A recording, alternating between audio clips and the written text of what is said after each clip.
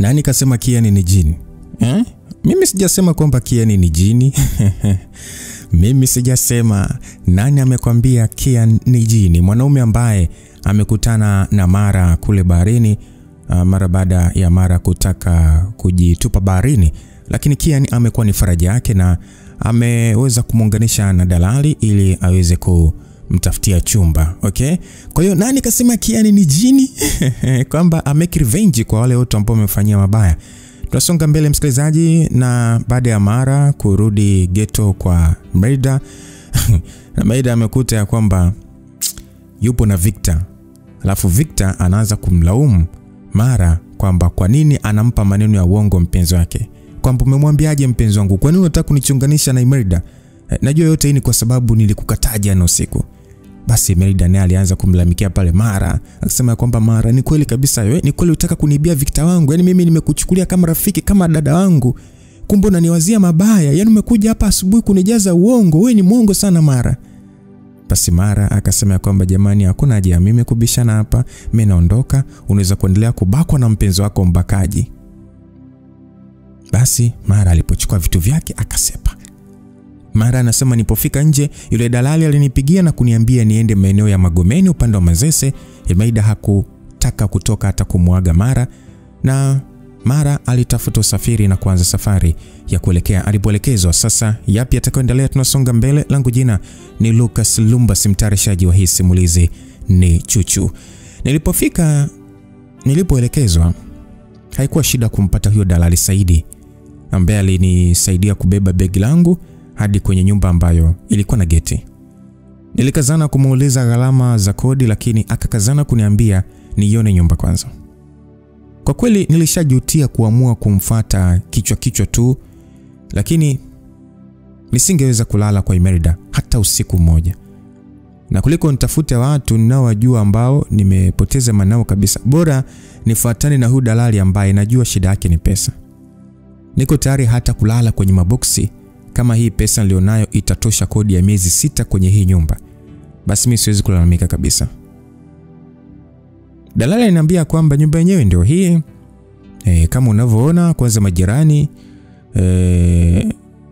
ni kila mmoja anaenda kazini kwa sababu leo tu ni Jumamosi, lakini hawapo. Ila mara nyingi Jumapili ndio kuna watu. Na chumba kilichopo ni hiki. Dalali ananiambia huku sasa akifungua mlango wa chumba. Kusema kweli palikuwa ni pazuri sana. Ilikuwa ni chumba kimoja kikubwa chenye jiko na choo. Jiko zuri kabisa lenye sinki na makabati ya kuweka vyombo. Ni pazuri sana, lakini hakuna namna naweza kulipia kodi kwenye hii nyumba. Nikamuuliza kwamba kodi ni shingapi? Dalali akasema kodi ni 120,000 kwa miezi 6. Nikamuuliza kwamba kwa hiyo kila mwezi nilipe hicho kiasi, lakini anapokea kodi ya miezi 6. Kwa hiyo kama shingapi hapo? 720,000, si ndio? Nilimuuliza kama mtu mwenye pesa, wakati nilikuwa naelekea kumwambia sitaweza kupalipia hapa. Dalali Saidi akasema kwamba ndio, na hapo kuna mwezi mmoja kwa ajili ya dalali, lakini usiwaze, hatudaiani, kila kitu kimeshalipiwa hadi gharama zangu. Baadaye mwenye nyumba atakupa mkataba. Ngoja mimi nikupatie namba zake. Dalali Saidi alisema hivyo. Kwa hiyo nikaelewa kwamba kodi hapo kwa mwezi ni 120,000. Kwa hiyo times 6 ndio pesa inayotakiwa. So nilibaki nimedua. Nikamuuliza kwamba imelipwa na nani? Dalali Saidi akasema kwamba bwana mapesa amelipa. Akasema ukiuliza nikwambie. Na alizungumza maneno mengi, lakini alikuwa yanahusu bahati. Kitu kama vile bahati yako inang'aa sana. Mimi hata sikumuelewa, lakini cha msingi kila kitu kimelipwa. Dalali aliniambia hivyo. Nilifungua mdomo wangu kumjibu kuwa sitaweza kuishi hapa kama pamelipiwa na mtu mwingine. Lakini akapokea simu na kutoka nje. Kwa maongezi ilionekana kabisa alikuwa anasubiriwa mahali. Alisogea pale mlangoni na kuniaga huku akiwa kwenye simu. Hakunipa hata nafasi ya kusema neno na akatokomea.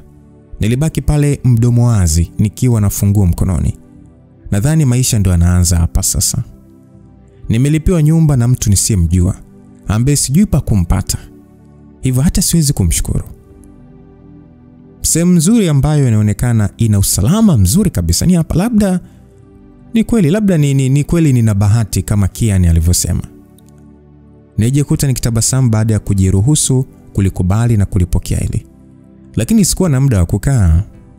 Nilihitaji kununua vitu angalau kwa sababu sina chochote. Hata ndoo ya chooni sina. Na chumba chote kina vumbi, sina mapazia. Angalau nyumba inazo chuma za kuweka mapazia, lakini hayo mapazia sasa sina. Nilitoka na ile pesa yangu ya akiba, lakini ndani niliacha 20,000. Hiyo ni kwa ajili ya dharura. Nilitoka na kuelekea upande wa Manzese, ambapo haikuchukua muda nilitokezea Manzese ambapo anauza kila kitu. Nilianza kwenye magodoro, na baada ya kuwaza sana niliamua kuchukua yale madogo kabisa, yale magodoro ya shule.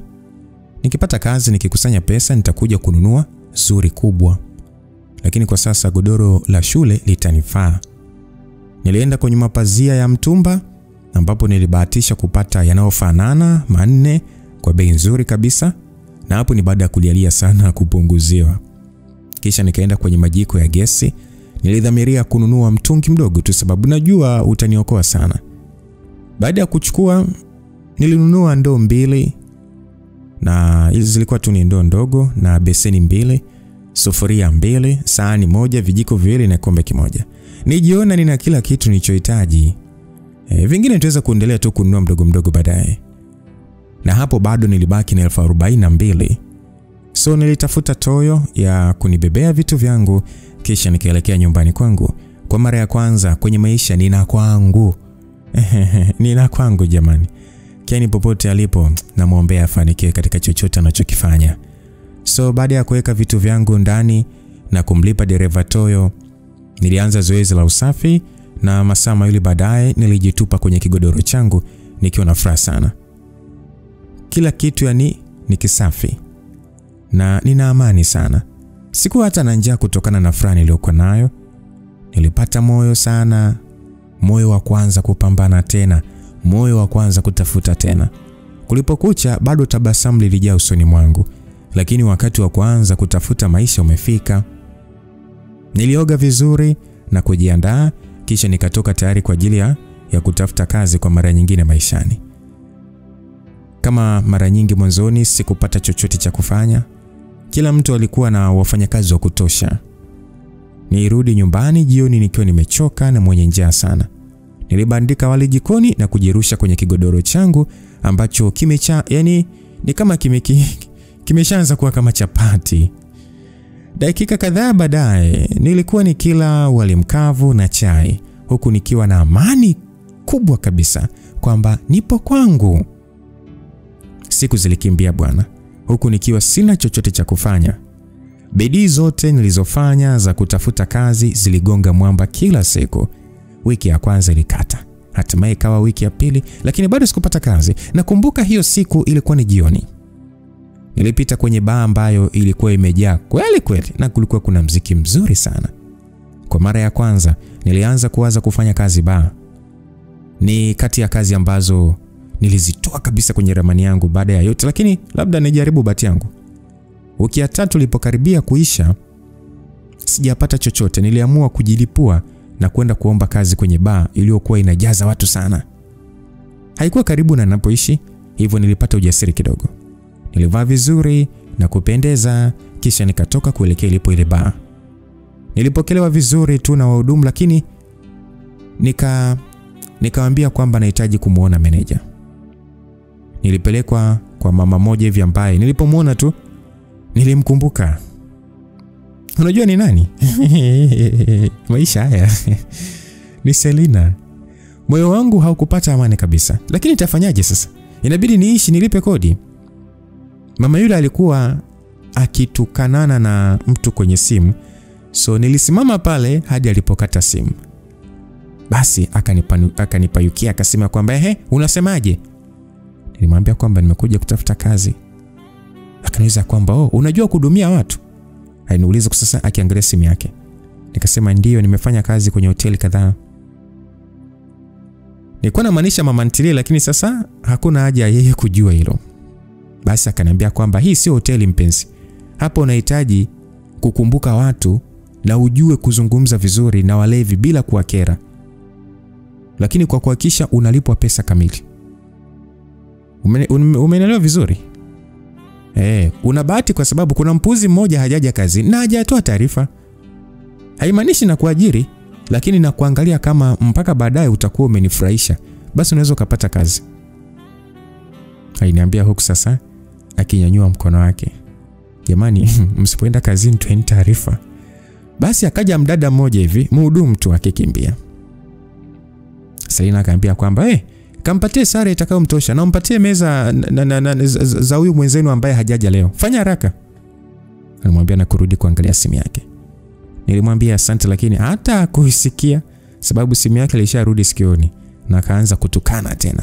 Basi yule mdada akasema nifuate. Aliniambia sasa ambaye sasa nilipata nafasi ya kumuona vizuri. Alikuwa ni mrembo sana. Nilimfuata hadi nyuma ya jiko ambapo kuna chumba chenye nguo nyingi, ambapo alinisaidia kutafuta nguo za size yangu. Basi akaniambia kwamba karibu Mwaya, mimi naitwa Cindy. Aliniambia huku sasa akinisaidia kutengeneza nywele zangu. Nikamwambia kwamba asante, mimi naitwa Mara. Akaniuliza, haya tufanye haraka sasa, watu wataanza kuingia muda si mrefu na bado unahitaji kujua meza zako za leo. Alafu vipi, umeshawahi kufanya kazi kama hii? Cindy aliniuliza kwa upole sana, nikajibu ya kwamba ndo mara yangu ya kwanza. Akasema, basi usiwaze, meza zetu zipo karibu, mimi nitakusaidia tu na nitakuonesha namna ya kufanya. Nikasema asante sana Cindy. Akasema usiwaze, kushikamana ndio kitu pekee kinachotufanya tuweze kuendelea kuwepo mpenzi. Aliniambia sasa akifungua mlango ili tutoke. Tulitembea hadi baa ambapo alinipa tray na kakitabu kadogo na kalamu. Niliweka kwenye mfuko wa mbele. Nilimfuata kwa nyuma, akaenda kunionyesha meza 4 ambazo zilikuwa tupu na kila meza ilikuwa na namba. Basi Cindy akaniambia kwamba meza zako ni hizo, usicheze mbali nazo, na ukiwahudumia watu vizuri wanaweza kukupa pesa za shukrani, yani tip. Walevi wengi sio wabaili, kwa hiyo tabasamu kidogo, wakukushika usikatae, sababu hakuna wanachoweza kufanya zaidi ya hicho. Alafu ukiwa na bahati unaweza kulipa pesa nyingi, na hakikisha mtu akikupa pesa unamuuliza kama anahitaji change, umesikia? Basi Cindy alinipa maelekezo hayo. Niliitikia tu kwa kichwa, lakini sikuwa nikielewa chochote. Macho yangu yote yalikuwa kwenye jukwaa ambapo wanamuziki walikuwa wanaseti vyombo.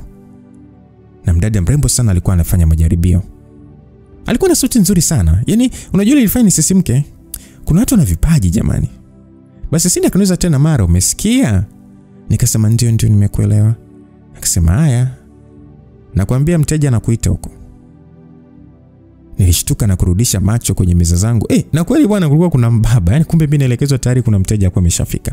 So nilichangamsha miguu yangu na kwenda kutabasamu kidogo nini. Si unajua tena tabasamu la wangu na kweli nini, huku nikimsogelea na kuinama ili niweze kumsikia sababu muziki ulikuwa umeshaanza.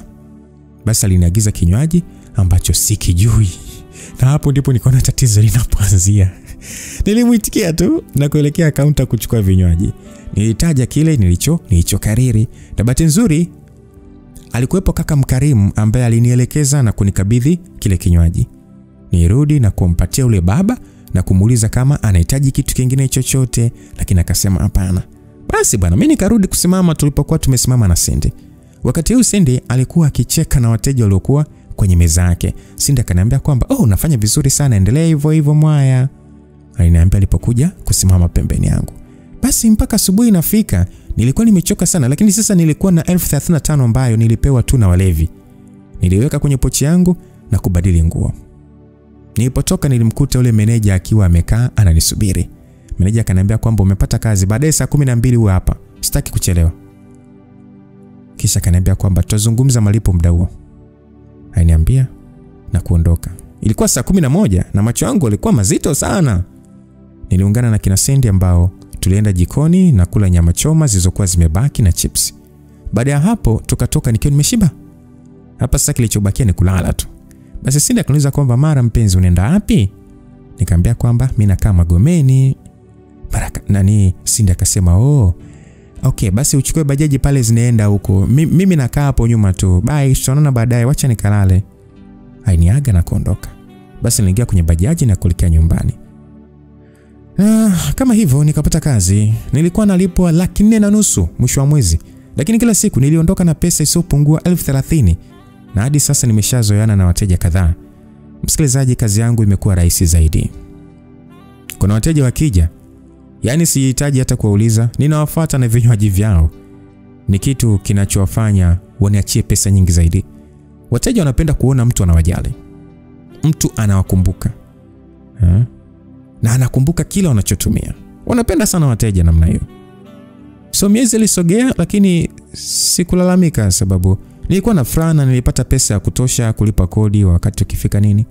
Kila wakati nikikumbuka ile naishia tu kumwombea baraka yule kaka ambaye kuna wakati nawaza labda alikuwa malaika, alikuwa jini, sielewi. Sababu sikuwahi kumuona, unajua sikuwahi kumuona wala kumsikia tena. Hata yule dalali nikijaribu kumtafuta yule dalali, hivi unajua namba yake haipatikani. Nikijiuliza ni nani hawa? Basi ni miezi mitatu sasa tangu nianze kufanya kazi kwenye ile bar. Na naweza kusema kila kitu kinaenda vizuri. Nimeshazoeana na wahudumu wengine, tunaelewana vizuri na Cindy amekuwa mtu wa karibu sana kwangu. Na bila kusahau nimenunua kitanda kizuri na godoro kubwa tu. Kwa hiyo silali tena kile godoro chapati.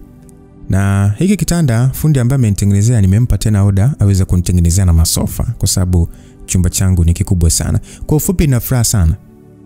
Sababu maisha yangu yameanza kuleta maana taratibu. Imenichukua mwaka lakini hatimaye nimeweza kusimama. Nakumbuka ilikuwa ni jioni ya kawaida kama nyingine tu. Nilijiandaa vizuri na kuhakikisha saa 12:30 nilikuwa nimefika na kuanza kuweka vizuri meza zangu. Basi bwana, watoto walipokuja, wanamuziki nao walikuja, wakaanza kuweka vitu vyao sawa.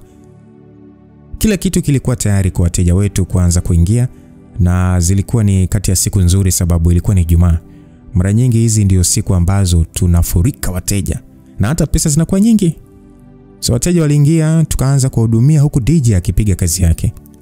Hadi muda wa bendi kuanza kuimba, japo wanamuziki hawakuwa jukwani. Sasa mteja wangu mmoja hivi msumbufu aliniambia tena kwa mara ya 6 kwamba nikamuite meneja. Muda wote nilikuwa nampotezea sababu najua anataka alalamikie bendi kutokuwepo. Sababu hii bendi ni moja ya sababu ya watu kuja hapa. Yaani nakujaa. Wanaimba vizuri sana na wanapiga muziki mzuri. Niliamua tu kwenda kumuita meneja kwa sababu nimeshafanya upande wangu sana, lakini sasa mteja anielewe, hivyo nilienda ofisini kwake sababu leo hakuwa kwenye meza kwenye huku upande wa meza huku. Basi kama kawaida niligonga na bila kusubiri anikaribisha niliingia. Na hii ndio kawaida yake. Yaani ukimsubiri hata akwambie uingie utasubiri sana. Cha msingi uligonga tu. Basi meneja akanifokea. Akasema wewe unachotaka ni nini? Kama huwezi kuimba hebu toka bwana. Meneja alinifokea, nikajikuta nimeganda. Meneja akasema kwamba wewe hebu mtafute mwenzenu. Nitawaambia nini walevi wote hawa? Huku ni kuharibu jina tu. Walevi wasahau. Meneja alilalamika.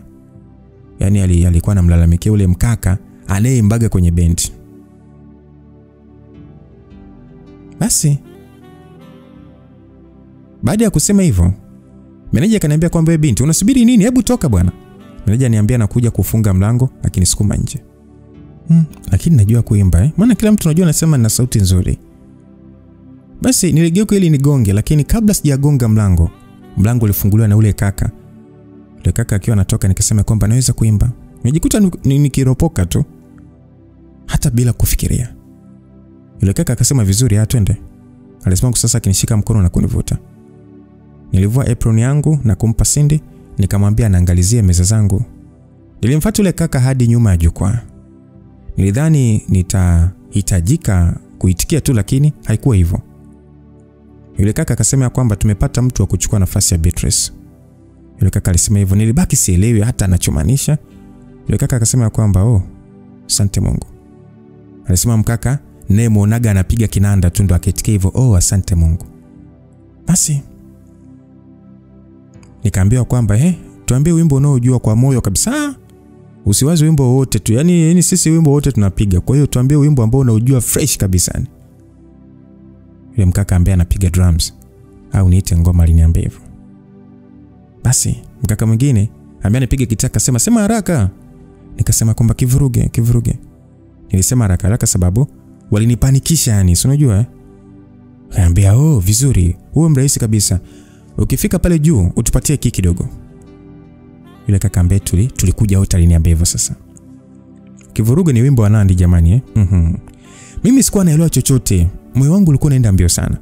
Tulipanda stejini, nikawa sasa natafuta hizi mic za nyuma hizi, lakini nikaambiwa Beatrice ni yule dada mrembo anayembishaga na kuimba kila wakati. Nilihisi miguu yangu inalegea. Watu wote walikuwa wanatutazama sisi na DJ. Basi DJ naye alizima muziki. Nadhani sare yangu ya kuhudumia ilifanya watu wengi watamani kuona ninachoweza. Kwa miguu inayotetemeka, nilisogea hadi kwenye ile mic iliyokuwa mbele kabisa ikinisubiri. Nilishusha pumzi na kutulia, kisha nikafunga macho na kuamua kuvuta picha nikiwa kwangu ninaimba mwenyewe. Basi nikaianza key ya ule wimbo bana. Walianza kupiga muziki mzuri sana. Sana tu, yani vizuri tu kuliko hata wimbo wenyewe. Ule muziki ulinipa ujasiri wa ajabu. Huu ni wimbo ambao ninauimbaga kwa hisia sana, sababu unanikumbusha vitu Zaki alivyonifanyia, na usiku wa leo niliuimba kwa hisia sana, huku nikisisimka mwili mzima. Vipele vya baridi vilinijaa, sababu sikuamini kama sauti yangu ndio imejaa kwenye speaker zote. Na watu walionekana kufurahia walichokisikia. Kuna watu walikuja na kuanza kuweka pesa pale kwenye jukwaa. Nilipomaliza wimbo, nilijua tumemaliza, lakini yule mkaka niliyemkuta ofisini alikuwa kwenye mic ya pembeni yangu. Alianzisha wimbo mwingine ambao hata siujui. Aliimba kama mstari mmoja hivi na kuacha muziki upigwe. Kisha akanigeukia. Akaniuliza kwamba wimbo gani mwingine unaojua. Nibaki na gumizi, huku yule mkaka akikazana kuimba wimbo wa Oliver Mtukuz, ule wa Neria. Sasa nijikuta nikikumbuka wimbo unaofanana na huo, lakini wa bendi hapa karibu. Yule kaka alivyotulia nilimwashiria wakati muziki. Walipokata tu, nikaanza sasa.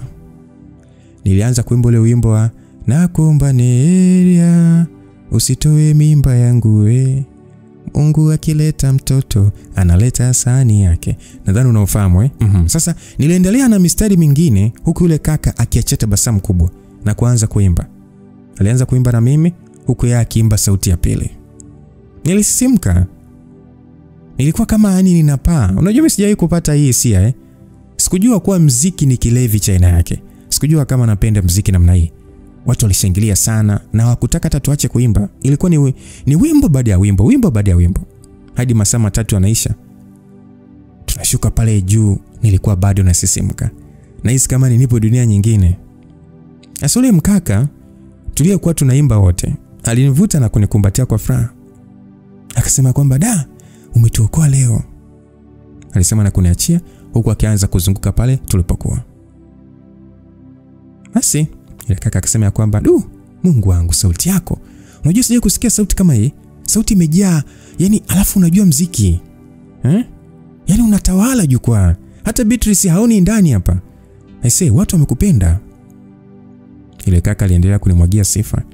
Sasa wale wapiga muziki wengine nao walikuja na kunikumbatia, huku kila mtu haamini kama tulifanya vile. Hata mimi mwenyewe siamini. Kuna piga muziki mmoja aliniambia kwamba kwa nini usijiunge na bendi yetu Beatrice tunamtoa sababu ametuzingua sana. Kwa kipaji chote hiki ulichonacho, inakuaje unaishia tu kufanya kazi ba? Unatakiwa uwe star bwana. Basi yule kaka ambaye tulikuwa tunaimba wote akasema kwamba naitwa David, ndio kiongozi wa hiki kikundi. Basi na wale wakaka wengine watatu wakajitambulisha kama Rahim, Michael na Silas. Basi nikasema kwamba mdogo wangu anaitwa Michael. Nilisema sasa nikitabasamu na kumkumbuka mdogo wangu. Michael alisema kwamba basi mimi nitakuita dada au chochote tu, cha msingi ukubali kujiunga na bendi yetu. Niliwaambia kwamba asanteni sana, hata mimi nimefurahi, lakini kwa nini tusiongee wakati mwingine, sababu nimechoka na miguu inauma, bado nina meza za kuhudumia. Kwa hiyo niwapatie tu namba, mnitafuta wakati mwingine. Niliwaambia hivyo, walikubali. Hivyo nikawatajia namba. Kabla sijaondoka, Devi alinikabidhi pesa zote tulizorushiwa leo, akiniambia kuwa yote hiyo ilikuwa ni kazi yangu. Zilikuwa nyingi kweli kweli. Na mimi nilizikusanya vizuri na kuziweka mfukoni. Niliporudi kwa wateja wangu walinisifu sana. Nilikuwa na kazi ya kukusanya malipo sababu muda ulikuwa umeshaenda sana, na nilipewa hela tena. Yale maneno ya Kian kuhusu bahati naanza kuyaamini sasa. Labda ni kweli na bahati. Baadaye mchana simu yangu iliita na kuniamsha usingizini. Ilikuwa ni namba ngeni. Nilianza kulalamika sababu ndo kwanza nilikuwa nimelala. Na nimemaliza kufua muda si mrefu. Basi sauti ilisikika ikisema kwamba Mara, David hapa, unaonaje ukiungana na sisi kwenye mazoezi kisha tutazungumza kuhusu lile jambo. Nikasema mazoezi saa ngapi? Nilimuuliza sasa nikijiegemeza kitandani na kufunga macho. Nilikuwa na usingizi sana. David akasema kwamba ndo tunaelekea huko, tunafanya mazoezi kwenye studio zetu ambazo zipo Sinza. Tuko na gari, kama unataka tukupitia tunaweza kukupitia. Basi nikasema hamna shida, nitakuja tu mnielekeze. Nilimwambia hivyo. Sikutaka kabisa kujiweka katika nafasi ambayo wanaume wataweza kunifanya chochote. Natamani niwe kwenye mazingira ambayo chochote kikitokea naweza kutoroka. Mimi nimekuwa muoga sana baada ya yote alionitokea. Lakini viumbe wanaume, nimeogopa zaidi. Baada ya David kukata simu, ilibidi sasa niamke nijiandae kutoka. Sijui leo kazini itakuwaje. Nilipotoka kuoga nilikuwa nimechangamka kidogo.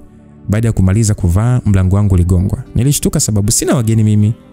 Nilipoenda kufungua nijikuta nikicheka baada ya kumuona fundi. Nilishamsahau kabisa. Fundi shikamoo, yani ungechelewa kidogo tu, ungerudi na vitu vyako. Nilimwambia sasa nikiwapisha waweze kuingiza mizigo yangu. Pesa niliyopewa na kina Devi ilitosha mimi kumalizia malipo ya makochi na kabati la nguo ambavyo nilikuwa nawekeza kidogo kidogo. Hivyo fundi alinipakia rangi na sasa ameniletea. Kesho nikirudi nitakuwa na kazi nzuri ya kupanga sasa nguo zangu zote kabatini. Kwa hiyo taratibu maisha yangu yanaanza kukaa kwenye mstari. Baada ya watu kuniwekea vitu vyangu na kuondoka, nilipoteza dakika chache pale ndani. Huku sasa nikiangalia kila kitu bila kuamini kuwa kila ninachokiona ni mali yangu. Unajua kuna kale karaha fulani hivi, yani upo ndani kwako alafu kuna kitu kipi umekileta. Kuna wakati fulani unakiangalia ni uamini kama kipo ndani kwako nini. So unajua nilikuwa na vitazama vitu nilivyonunua kwa jasho langu na kubembelezana na walevi, lakini hatimaye nilitoka na kuanza safari ya kuelekea Sinza. Hadi nilipofanikiwa kufika studio nilikuwa na njaa sana. Ndipo nikakumbuka kuwa sijala kabisa leo. Lakini muda umeshaenda, kwa hiyo hakuna la kufanya. Basi Devi akaniambia kwamba Mara, asante sana kwa kuja. Devi aliyekuwa ananisubiri nje ya gate alisema huku akijaribu kunikumbatia, lakini nirudi nyuma na kumpa mkono. Nikamwambia kwamba asante sana, hii ni studio tu au pia ni nyumba ya mtu? Nilimuuliza sasa tukiingia sababu ilionekana kama nyumba ya mtu, tena nyumba nzuri tu ya kuishi. Devi akasema kwamba ni studio tu japo ina vyumba vya kulala. Kuna siku tunafanyaga hapa mikesha kurekodi au ya mazoezi, kwa hiyo ni vizuri watu wakiwa na mahali pa kupumzika bila kuharibu vyombo. David aliniambia. So tulipoingia ndani, mahali ambapo palitakiwa pawe sebule, kulikuwa na vyombo vya muziki na nyaya kila mahali. Kulikuwa na masofa mawili makubwa ambayo nilikuta watu wamekaa. Kulikuwa kuna sura ngeni nyingi tu, lakini Beatrice alikuwepo. Nilifurahi sana kumuona sababu tangu siku ya kwanza nilipomuona ndoto yangu ilikuwa ni kuimba naye. Basi Devi akaniambia kwamba karibu, unakumbuka Silas, Rahim na mdogo wako? Huyu hapa ni Beatrice. Na hawa rembo hapa unawajua sababu tuliimba wote jana. Huyu hapa ni Mr. Kipamba, ndiye mwanzilishi wa bendi yetu na mmiliki pia. Aliniambia maneno ya mwisho tulipofika kwa mzee pekee aliyekuwepo pale. Basi nilimsalimia nikasema baba shikamoo. Yule Mr. Kipamba akasema marahaba binti yangu, David na Michael hapa wananiambia kuwa wewe ni nyota mpya inayong'aa. Nimekuja hapa kukusikia bwana. Nikasema asante. Nilimwambia na kugeukia sasa kina David. David akaniambia kwamba leo tunafanya mazoezi ya vitu viwili. Cha kwanza ni kuimba kwenye klabu yenu na cha pili ni tukio la tafrija itakayofanyika kwenye hoteli ya Hyatt Regency Jumatano ya wiki hii tunayoanza. David aliniambia hivyo na kunifanya sasa nibaki mdomo wazi tu pale. Nikasifikiria, hawa watakuwa wanatania au nini? David akasema kwamba tumeshaandaa nyimbo kama nyimbo kadhaa hivi. Na kama kuna ambazo unazowaza utatuambia pia. Lakini kuna kadhaa ambazo tumeziweka tu tuzifanyie mazoezi alafu tutachagua baadaye. Okay, jamani, kila mtu ashike mic yake.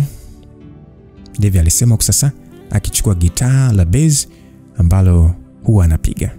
Michael, Silas na Rahim kila mmoja alienda kwenye chombo chake. Na leo kulikuwa na kijana mwingine ambaye alikuwa akipiga kinanda cha pili na cha tatu. Yaani anapiga vinanda viwili kwa wakati mmoja. Michael alikuja kunishikisha maiki na kunionyesha pa kukaa. Baada ya kuona ninashangaa sana, nilienda kukaa na mazoezi yakaanza. Nilipewa karatasi ya majina ya nyimbo na nyingi nilizijua, nyingine za Kiingereza, nyingine za Kiswahili, lakini kituko kilichotokea ni kuwa kila wimbo ulipopigwa Beatrice ndo alianza kuimba. Mwanzoni sikuona shida yoyote, mimi nilifurahi sana kusikiliza sauti yake nzuri na inayojaa vizuri. Na moyoni nilitamani sana tupate wimbo tuimbe wote. Niliamini sauti zetu zingechanganyika vizuri. Basi Mr. Kipamba akasema kwamba okay Beatrice, tumekusikia. Kwa nini usimpe mara nafasi ya kuimba kidogo? Mr. Kipamba aliongea na kwa macho yangu nilimwona Beatrice akikunja sura kuonesha kuwa hakufurahia kabisa kuwepo kwangu hapa. Nijikuta nikitabasamu sababu hajui nimepitia vitu vingapi ili kufika hapa na hajui kuwa sikati tamaa. Mimi nimeshaamua kujiunga na hii bendi na hakuna chochote kitakachonizuia, labda yeye ndo atoke kama hataki tuwe waimbishaji wawili. So wimbo niliopewa kuimba ulikuwa ni wimbo wa Whitney Houston, I Will Always Love You. Nilifurahi sababu ni kati ya wimbo ambao niliupenda sana na kuimba sana na kufanya mazoezi sana. Ni wimbo ambao uko moyoni. Nilimwimbia sana Zack. Basi Beatrice akauliza kwamba hiyo key haipo chini sana? Aliuliza baada ya mimi kuambia mahali ninapoimbia.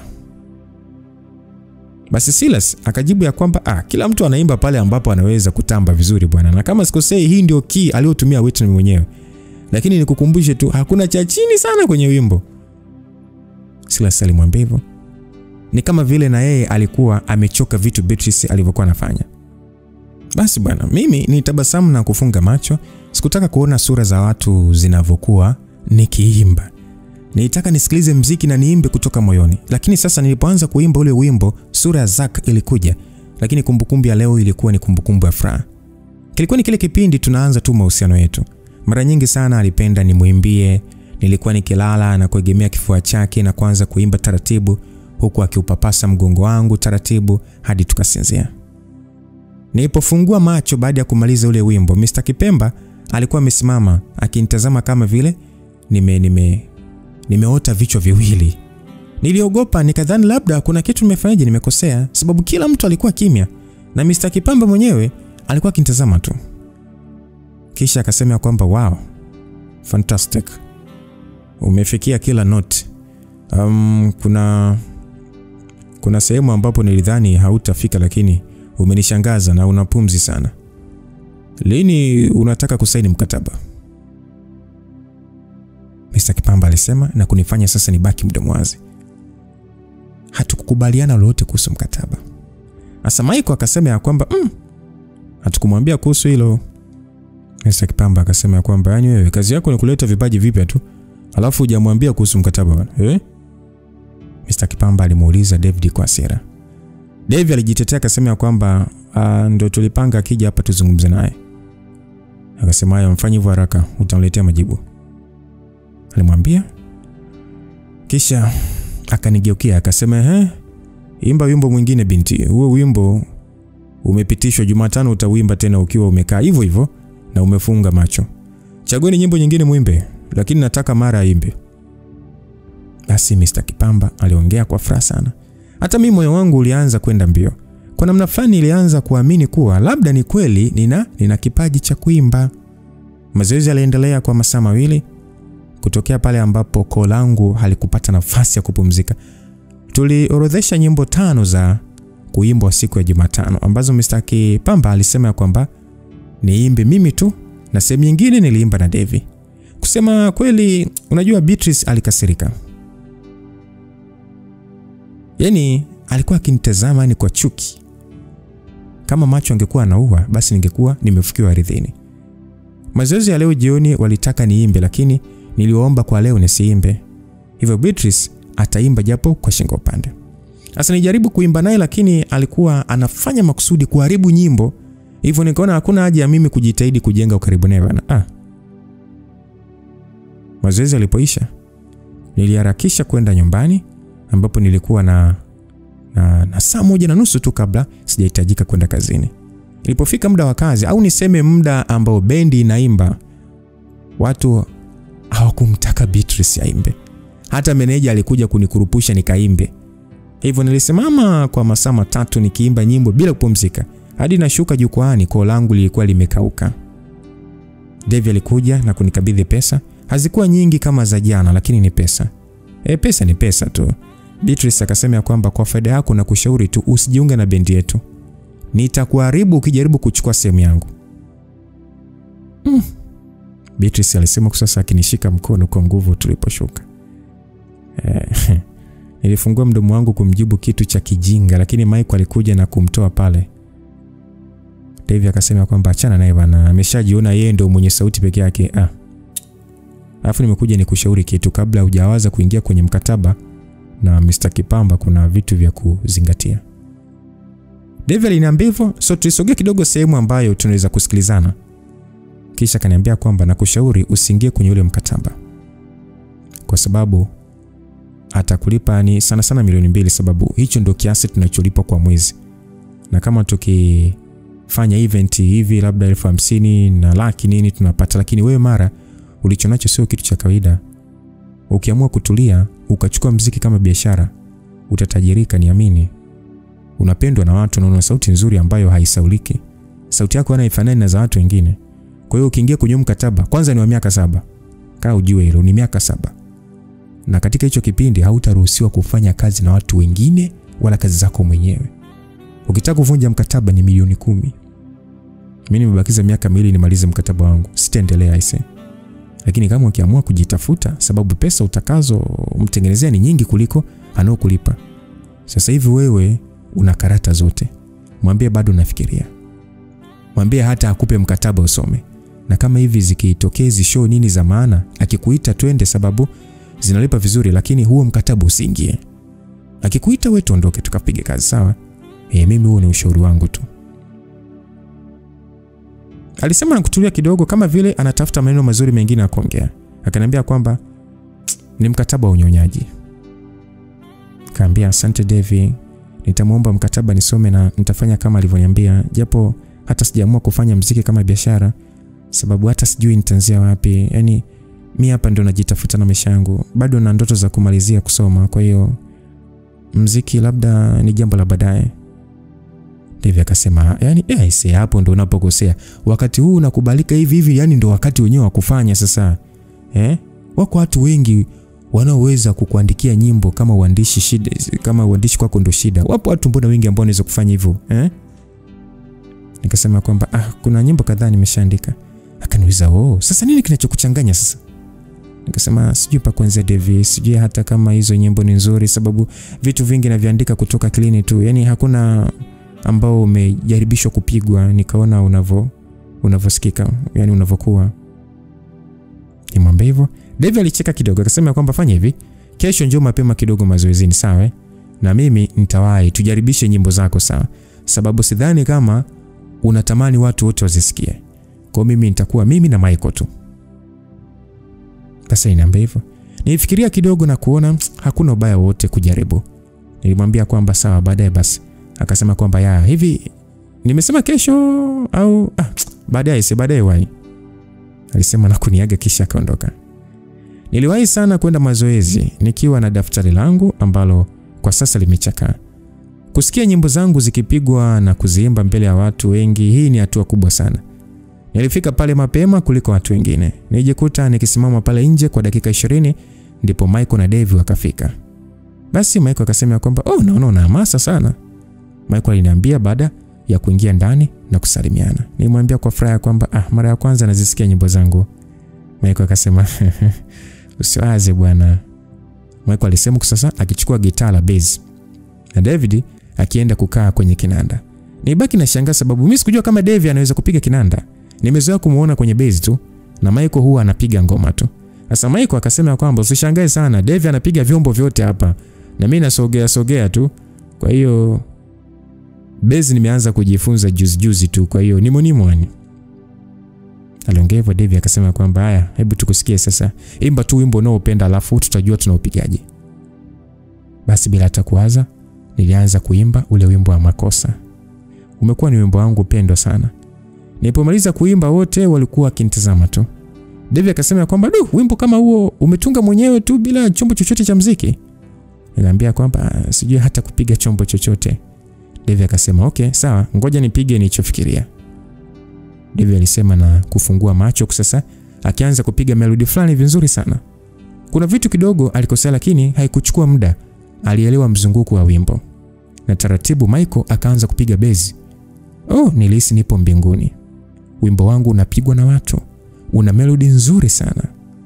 Sasa David aliponiona nimekaa kimya, akanambia Mara, imba. Nilicheka na kuanza kuimba.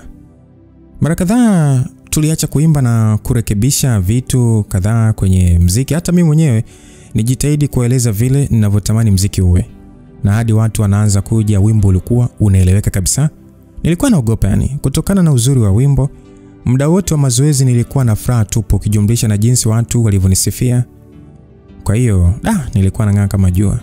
Kweli muziki ni kipaji changu na ujasiri wa kujiingiza kwenye muziki kabisa niliwaza wakati wa mazoezi. Hasa baada ya mazoezi Mr. Kipamba huyo alinifuata kuhusu swala la mkataba, na kama David alivyoniambia nilimwambia nipe nikausome. Basi alipata kigumizi kidogo lakini mwishowe alinipatia.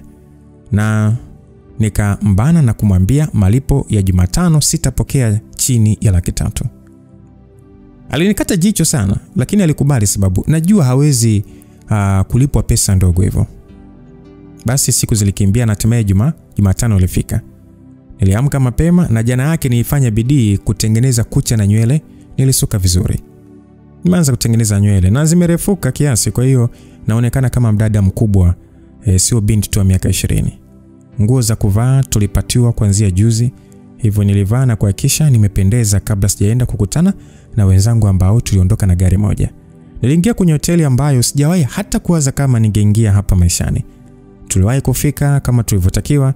Sehemu ya tukio ilikuwa ni imepambwa vizuri sana. Inaonekana ni tukio la kiserikali hili. Basi David aliniambia Mr. Kipamba anafahamiana na watu serikalini, hivyo ni rahisi kwake kupata tenda kama hizi na analipwa pesa nzuri tu, lakini anawanyonya vijana anaofanya nao kazi. Basi baada ya vyombo vya muziki kusetiwa vizuri, wapiga muziki kila mmoja alikaa sehemu yake na wakaanza kupiga muziki wa taratibu.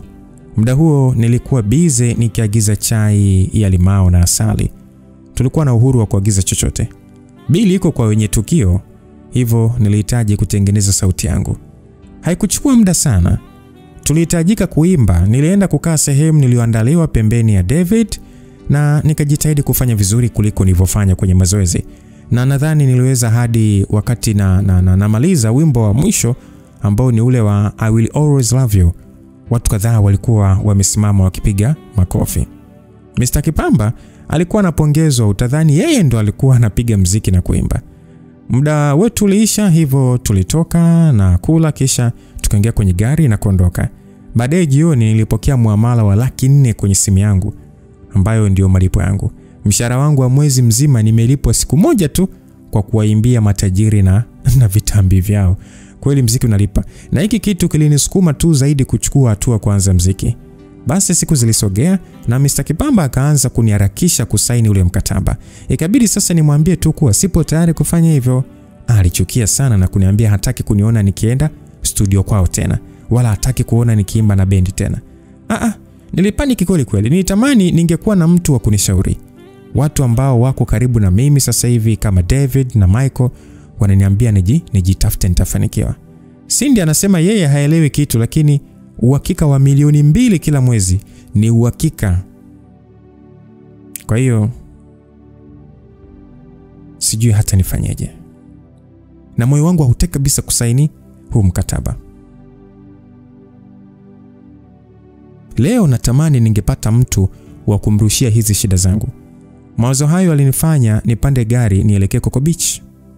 Asubuhi tu baada ya kutoka kazini, kama ile siku ambayo nilikuja asubuhi, nilienda kukaa juu ya ule mwamba na kuanza kuimba. Moyoni nilitamani angekuja tena. Nani? Huyo ambaye unawaza wewe ni jini. Ni miezi 5 tangu ile siku nilipokuja hapa nikiwa na wazo la kijinga sana. Aliniahidi atapotea na kweli alipotea kabisa. Leo nimekuja hapa nikitamani atoke. Nimuelezee shida zangu. Labda anishauri alafu apotee tena. Sababu kwa wakati huu mimi sina mtu yoyote anayeweza kunishauri maishani. Na pia nilitamani nimwambie nilipofika. Nilitamani nimshukuru sababu alinipa nguvu kubwa sana ile siku. Nilikaa kwenye lile jua masaa kadhaa hadi jua likawa kali. Nikakata tamaa na kuamini huenda alikuwa ni malaika tu aliyetumwa kuja siku ile tu ili nisije kujirusha. Huenda natakiwa nifanye maamuzi mwenyewe. Basi sauti nzito kutoka nyuma yangu ilisikika ya kwamba uliniahidi hautafanya hivi. Sauti ilinishtua na kunifanya niteleze. Uzuri aliwahi na kunidaka. Nilipogeuka na kuona sura yake, nilijikuta nikiachia tabasamu kubwa na kumrukia kumkumbatia kwa furaha. Sijui pepo gani tu alinipata hadi nikamrukia. Sielewi yani jinsi ambavyo nilimrukia yule kaka watu. Hakuwa amejiandaa, kwa hiyo hata hiyo misuli yake haikuweza kutuzuia kuteleza na kuangukia baharini au niseme kwenye tope, sababu hakukuwa na maji mengi. Lakini alitosha kutuloanisha. Nywele zangu zimetoka, yani nimetoka tu kuzisuka tu juzi tu, lakini zimeloana. Wakati huo tukiendelea sasa kulalamika pale chini, maji yalikuja na kutuchapa, tukaloana vizuri. Kian alianza kucheka huku akijitupa kwenye ule mchanga mbichi ulioachwa baada ya maji kuondoka. Na mimi nijikuta nikianza kucheka baada ya kumuona akicheka. Tulicheka sana. Tulipokaribia kumaliza kucheka, maji yalirudi na kutuchapa tena, kitu kilichofanya sasa tuanze kucheka upya. Kwa hizo dakika chache nilisahau shida zangu. Kian aliinuka na kunipa mkono. Baada ya kuinuka nilijuta sasa kudumbukia kwenye maji, sababu nilivaa blouse ya shifoni tu, kwa hiyo ilikuwa inaonesha sana. Angalau huku chini nilivaa jeans. Ilikuwa beach lakini sikuwa nimevaa kama mtu anayekuja beach. Nilikuja kumtafuta mtu, lakini ambacho sikutegemea ni kuloana na kuwa kama vile niko mtupu mbele yake. Nilitumia mikono yangu kujikumbatia, lakini sikuona hata ikisaidia kitu. Bila hata ya kuwaza, Kian alivua vesti aliyokuwa amevaa na kunipatia nivae. Ilikuwa kama gauni kwangu, lakini siwezi kulalamika, angalau inanistiri. Na yeye akabaki kifua wazi na bukta tu. Baada ya kumtazama vizuri nilielewa alikuwa amevaa nguo za mazoezi. Nikamwambia asante, huwa unafanya mazoezi mida hii? Nilimuuliza, alicheka kidogo akasema kwamba nilidhani hauhitaji kujua kuhusu mimi. Nikamwambia samani. Nilimwambia sasa nikianza kujiona mjinga. Akaniambia kwamba hakuna shida, mimi ni mcheza mpira, au niseme ndo nimeanza kujitafuta kwenye mpira. Juzi tu nimesajiliwa na timu ndogo ya mkoani. Kwa hiyo maisha yangu ndo yanaanza hivyo. Nikamwambia hongera sana. Nilitulia sababu nilikuwa natetemeka na nilikuwa nawaza nitafikaje nyumbani sasa baada ya kuloa hivi. Basi Kian akaniambia kwamba najua tulikubaliana hatutafahamiana, lakini mimi sina shida wewe kujua kuhusu mimi. Nyumbani sio mbali, naweza kukupeleka nikakuazima nguo hadi nguo zako zikauke. Ananiambia Kian, nikasema itakuwa vizuri, asante. Nilitikia haraka sababu mwili wangu ulianza kuwasha na moyo wangu ulimwamini sana.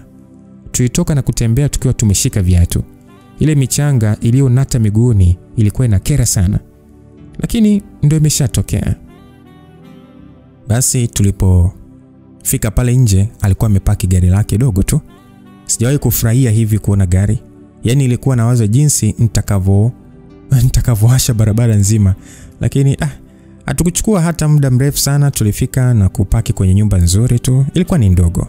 Akanikaribisha pale huko akishuka. Nilifungua mlango na kuteremka haraka sasa nikiangalia jinsi nilivyojaza michanga kwenye gari lake. Akaniambia kwamba usiwaze kuhusu hilo, litasafishwa tu. Wakati huu ile baridi ilikuwa imepungua. Nilifuatana naye hadi ndani ambapo niliogopa hata kukaa mahali ambapo nilitakiwa kukaa sababu nilikuwa nimejaa michanga. Nisogea nje na kujikunguta kidogo. Kian akaniambia kwamba nimekuwekea nguo bafuni, kwa hiyo unaweza kuoga au chochote tunachotaka, kisha ukimaliza utanikuta nikisafisha gari hapa. Ukiingia ukipitiza kidogo tu utaona tucho, hauwezi kupotea. Kian aliniambia alipotoka akiwa amevaa t-shirt nyingine. Nilipitiza na kweli niliona choo na bafu. Niliingia na kufunga mlango kabisa, kisha nikaamua tu kuoga. Nikajifuta na kuvaa. Angalau nilijihisi nijihisi vizuri, lakini sijawekewa mafuta. Hivyo nilivotoka na kusuuza nguo zangu na kuzianika hadi nilipomaliza nilikuwa nimepauka kabisa. Nilipofika sebeni nikasema kwamba Kian, naomba mafuta. Kian alinitazama kwa muda kidogo, lakini ilikuwa ni kama alishtuka na kwenda chumbani akarudi na mafuta ya nazi. Akasema kwamba samani, sina mafuta mengine zaidi ya haya. Nikamwambia kwamba hamna shida, hayo ndo mafuta yangu pia. Nilimwambia nikiyapokea na kuanza kujipaka ile mafuta. Nilifanana na omba sababu alinipa bukta yake na t-shirt. Na vyote hivyo vilikuwa ni vikubwa sana kwangu. Yaani kama hii bukta isingekuwa na kamba, ingekuwa imeshanguka muda mrefu sana. Nilipomaliza Kian aliweka vikombe viwili vya chai mbele yangu. Baada ya kurudisha mafuta alikuja na kukaa na mimi japo alikaa kochi jingine. Nikamwambia kwamba asante kwa chai. Akasema hakuna shida. Niambie, kwa nini ulitaka kufanya kitu ambacho tulikubaliana hautafanya tena? Aliniuliza akiwa ameweka sura ya kuonesha hataki utani. Nikamwambia kwamba hamna, sio hivyo, nilikuwa nakutafuta, nilikuja kwa imani kuwa nitakupata na nimefurahi kukupata. Kwa hiyo nashukuru sana. Yaani kwanza nataka nikushukuru. Nilimwambia na kumuona akinyanyua sasa mkono kunyamazisha. Akaniambia kwamba hakuna haja ya kunishukuru bwana. Hayo yalishapita na yaliyopita yamepita. Kwa leo tuongelea sasa. Basi nivuta pumzi kidogo kabla ya kuongea. Nimwambia kwamba kuna kitu kimenipata, kwa hiyo nikajikuta nimechanganyikiwa, sijui hata nichague nini. Nilimwambia na kumuona akikaa vizuri ili kunisikiliza. Nikamwambia kwamba nimepata kazi, au niseme hata sijui hata nisemeje, lakini kufupisha story ni kuwa nimeanza kuimba. Kuna bendi nilikuwa nayo na nimepata pesa kiasi. Sasa nilipewa mkataba, lakini hata watu wa kwenye bendi wananishauri nisisaini huo mkataba, kuwa nikijaribu kufanya muziki mimi kama mimi nitaweza kupata pesa nzuri zaidi ya nitakayolipwa. Sasa mwenye bendi amenifukuza. Kwa namna fulani hivi naogopa na pia sijui hata pa kuanzia. Yaani sielewi nichague nini. Nilipomaliza nilitulia kidogo nikivuta pumzi. Kian alikaa kimya kidogo kama anafikiria hivi, kisha akasema kwamba najua umeshafanya maamuzi. Sema tu mtu akuthibitisha ndio ni kama unamkosa. Lakini mimi sitafanya hivyo, nataka utamke kwa mdomo wako kile unachokitaka. Hebu chambua hizo ofa mbili kwa vile unavyoelewa wewe. Aliniambia, nilifikiria kidogo huku sasa nikingata mdomo wa chini na kuulamba. Imeshakuwa tabia yangu ya tangu utotoni. Basi nilimjibu ya kwamba kwa ufupi naelewa kwamba kama nataka kutajirika nitoke na nisimame mwenyewe. Kama nikibaki kwenye bendi siwezi kutajirika. Na kweli kipato ni cha uhakika, lakini hakiwezi kuongezeka kwa muda wote ambao nitakuepo nao. Wakati nikiwa mwenyewe kama nikitoka basi nimetoka. Nilimweleza hivyo. Kian alitikia tu kwa kichwa. Akasema kwamba kwa hiyo unaamua nini sasa? Kuwa tajiri sasa au baadaye? Nikamjibu ya kwamba kuwa tajiri sasa. Nilimjibu hivyo. Si unaona hiki ndo nilichokuwa nataka. Kuna namna Kian anajua kunifanya nielewe kile ninachotaka. Hanifanyii maamuzi, lakini ananisaidia kuweza kuona kile kilichopo mbele ya macho yangu na kuniacha nichague. Tulikaa kimya huku sasa tukinywa ile chai. Kian alitoka nje na kuja na blouse yangu ikiwa imekauka. Kian aliniambia kwamba ninahitajika kwenda mazoezini. Nidhani nguo zako zimekauka lakini suruali bado mbichi. Maeneo ya kiunoni bado naona hajakauka vizuri. Basi aliniambia hivyo, ni kama alikuwa ananifukuza hivi. Wanasema kufukuzaye hakuambii toka. Huyu inaonekana tu ananitimua. Ni kama vile yani hata hakufurahi kuniona. Sasa kwa nini sasa niendelee kujipendekeza na kujilazimisha kuwepo hapa? Nikamwambia kwamba sawa, hakuna shida, anaweza kuvaa hivyo hivyo tu. Nina majukumu nyumbani hivyo inabidi niende mapema. Nilimweleza kusasa nikiinuka kwenye kochi. Kian alikimbia kwenda kuniletea nguo zangu, ni kama ananiharakisha hivi niondoke. Nienda bafuni na kuvaa kisha nikatoka. Nikamwambia kwamba asante sana kwa kunisikiliza, uwe na siku njema. Nimwambia na kutoka. Nilijua angesema hata anisindikize, lakini hakutaka hata kufanya hivyo. Nilitoka haraka na kujilaumu kwa kiherehere na kisubesuve na kisabengo kilichonileta huku, wakati hata mtu mwenyewe hakuwa na hamu ya kuniona. Kuna muda ninajipaga moyo sana. Kitu gani cha kumfanya apende kuniona wakati aliponiona nilikuwa nimechanganyikiwa? Sijielewi. Nilimwambia nimetoa mimba na kubakwa na wanaume 4. Siku ya kwanza tu tulipoonana, sijui hata anawezaje kuniangalia machoni. Yaani nikianza kuyafikiria yote hayo najikuta kama nini nikijichukia hivi, yani kumueleza kwamba nini, unajua ni kumwambia mtu kitu kama hicho alafu kuna wakati unahisi yani ni kama nakufikiria the way ulivyokuwa unayafanya mambo. Furaha kidogo imenifanya nisahau yote hayo. Lakini Kian hajasahau. Tabia yake yote inaonyesha kabisa hakutaka kuhusishwa na mimi kwa namna yote ile. Niliingia kwenye gari na kuanza safari ya kurudi nyumbani. Lakini uzuri ni kwamba nimeshafanya maamuzi juu ya kile nilichokuwa nafanyaje? Nilichokuwa nataka. Niliporudi nyumbani nilikuwa na amani kwa kiasi kikubwa. Swala la kufukuzwa kwenye bendi halikunipa stress sana. Niliendelea na kazi yangu ya kuhudumia walevi na mimi sikuwahi kupanda jukwani kuimba na ile bendi tena. Siku zilisogea, zikawa wiki, ikawa miezi, kila wakati nilipojaribu kuanza sikuelewa nianzie wapi. Na kazi niliyokuwa nafanya haikunipa nafasi ya muda wa kufanya vitu vingine mchana. Mara nyingi nilikuwa ni mtu wa kupumzika mchana. Miezi 9 ilipita tangu nionane na Kian na kufanya maamuzi ya kuanza muziki. Ninajivunia kwa sababu nimeweza kulipa kodi pale ninapoishi. Ilikuwa ni mwezi wa 5. Mambo mengi sana yamebadilika. Kwanza nimeongeza mwaka mwingine, pili chumba changu kimejaa vitu. Kwa sasa namiliki hadi TV msikilizaji. Ni maendeleo. Ni maendeleo kwa umri wangu mimi ni maendeleo. Usiniforce ninunue kiwanja. Ni maendeleo. Na nimeweza kutunza kiasi fulani cha akiba. Basi mambo yote yalienda vizuri na nilikuwa na amani sana. Nadhani hiyo ndio sababu iliyonizuia kuchukua hatua ya kuingia kwenye muziki. Nilikuwa na maisha yanayoeleweka wakati nikiwaza muziki sijui hata mahali pa kuanzia. Kila kitu kilikuwa vizuri hadi siku mmiliki wa baa nilikuwa nafanya kazi alipofariki. Unajua alikuwa ni mtu mzima hivi na familia yake ikaamua kuacha ile biashara nini. Yalikuwa maamuzi ya usiku mmoja tu lakini yakaathiri maisha ya wafanyakazi zaidi ya 30 tuliokuwa tunafanya kazi pale. Nakumbuka vizuri nilivorudi nyumbani ule usiku baada ya kwenda sakazini na kurudishwa na mshahara wangu, huku sasa nikiambiwa hakuna kazi tena, mmiliki amefariki, familia imeamua kufunga ofisi. Walipanga kupaboresha pale na kuweka zahanati. Nani anatoa kitu kama baa alafu anaweka zahanati? Yaani wameshindwa hata kupata washauri wazuri jamani.